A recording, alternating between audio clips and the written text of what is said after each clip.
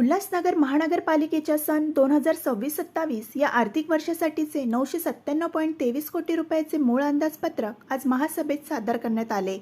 विशेष म्हणजे तब्बल 29 वर्षांनंतर प्रशासनाच्या वतीने आयुक्तांनी थेट महापौरांना अंदाजपत्रक सादर करण्यात आले। महापालिका आयुक्त मनीषा आवाळे यांनी सादर केलेले हे अंदाजपत्रक 14.16 लाख रुपयाच्या शिल्लकीचे असून शहराच्या सर्वांगीण विकासासाठी पंचसूत्री धोरणावर आधारित आहे। पायाभूत सुविधा, संगणकीकरण आणि पर्यावरणपूरक विकासाला यामध्ये विशेष प्राधान्य देण्यात आले आहे।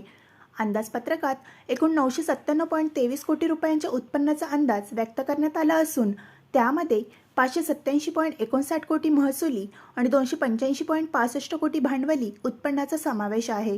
खर्चाच्या बाजूने 597.41 कोटी रुपये महसुली तर 372.71 कोटी रुपये भांडवली विकास कामासाठी नियोजित करण्यात आले आहेत।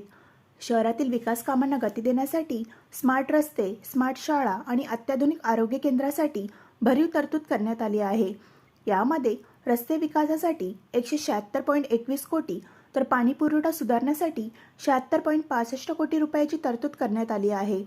तसेच महिला, बालक आणि तृतीयपंथीयाच्या कल्याणासाठी 10 कोटीहून अधिक निधी राखीव ठेवण्यात आला आहे। आज पहिल्यांदा इतिहासात मला वाटते आयुक्तांकडून डिरेक्टली महापौरांकडे हे माननीय महासभेपुढे हे आपले जे बजेट आहे या वित्तीय वर्षाचे आपण सादर केलेले आहे। त्याच्यामध्ये टोटल जी आपली तरतूद आहे ते 997.08 कोटीची आपण मांडलेली आहे।